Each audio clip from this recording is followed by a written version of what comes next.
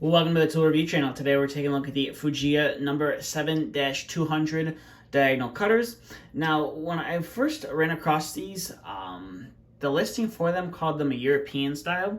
And to me, they kind of look like the standard pair of diagonal cutters that we see a lot here in the United States, offered from various brands like Southwire, Klein Tools, and Ideal. It just looks like the normal pair of diagonal cutters that you would see here in the States. And we're going to go ahead and take a look at these guys here. So as you can see here, unlike the previous Fujiya pliers that I reviewed in the past, these have dipped handles instead of that plastic soft comfort grip handles. So that's a little bit different, I have to say. And then you can see here you have the Fujiya logo and name right there. And these pliers are very oily. That's how they came out of the packaging, which is always a good sign. And then you can see you have the model number right there, the number 7-200, and then made in Japan. And then I believe the JF3 is the manufacturer code. And they also have some sort of black coating on them, which I do like a lot. And the very tip of them is polished. But the rest of the pliers you can see right there has this black coating on them. I'm assuming that is to protect it against rust if you're working in a corrosive environment or a very salty environment. I believe that coating is meant to protect the tool from rusting. Probably I would have to say it would slow the rusting down a lot, make it go a lot slower than if the tool was just polished like this all around.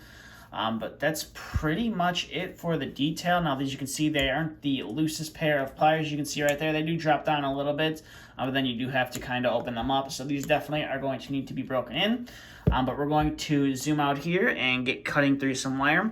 Now we're going to start off with the 18 gauge wire first, solid and stranded, because if they can't cut through this, then if they struggle cutting through this, and they're going to struggle cutting through the rest of the wire we're throwing at them. So we'll go ahead and cut through this, and as you can see, cuts through it like butter. Very easy to cut through that 18 gauge solid wire. So we'll go ahead and set that off to the side, and we'll bring in our 18 gauge stranded wire, and we'll go ahead and cut through this guy right here. And then it cuts through it. It's almost the same as cutting through the solid wire. Very smooth cut, and you barely feel it in the handles.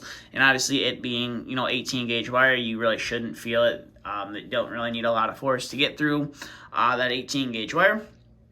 So now we're going to bring in some 14 gauge solid wire. We'll go ahead and cut through that. And as you can see, it does have a little bit of a snapping sound when you cut through it, but again, it cuts through it super easy. You could do it one-handed. You don't really have to use a lot of force to get through that, so we'll set that wire off to the side. And we'll bring in some 14 gauge stranded wire right here. And we'll go ahead and cut through this as well. And as you can see, it has no problem getting through that whatsoever. So we'll bring in our next wire, which is some 12 gauge solid wire, and we'll go ahead and chop through that. Definitely feel the snapping a little bit more in the hands.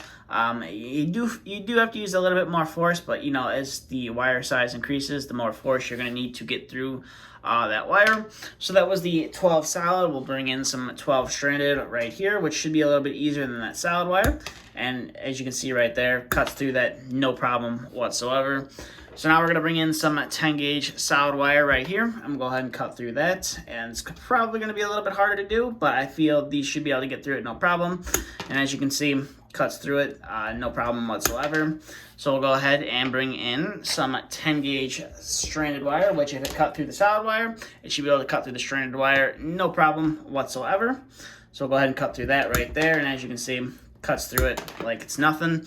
So we'll set that off to the side. Now we're going to bring in some 18.5 thermostat wire, which is 5 18 gauge wires plus a piece of insulation that runs the length of the wire as well. So we'll go ahead and see if we can cut through all 5 and the insulation as well. And as you can see, those cutting knives are super sharp and have no problem cutting through all 5 of those wires and the insulation as well. So we'll set that off to the side. And we'll bring in some 8 gauge stranded wire, a little bit thicker of a wire here. So we'll go ahead and see if these can cut through this. You definitely have to use a little bit of force to get through them, being 8 gauge stranded wire, but they have no problem whatsoever. I've definitely used a lot more force with other pliers to get through 8 gauge stranded wire than I had to use to get it through with this. So that is a plus for these. Now we're going to bring in some 6 gauge stranded wire right here and see if we can cut through this.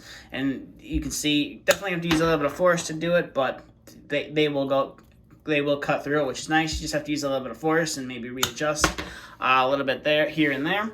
So we'll set that off to the side and bring in some Romex wire right here. We've got some 14-2 with ground Romex wire right here, and see if we can cut through this. And you definitely can cut through that, no problem whatsoever, which is nice. So we'll set that guy off to the side and bring in our final wire, which is the 12-2 Romex here.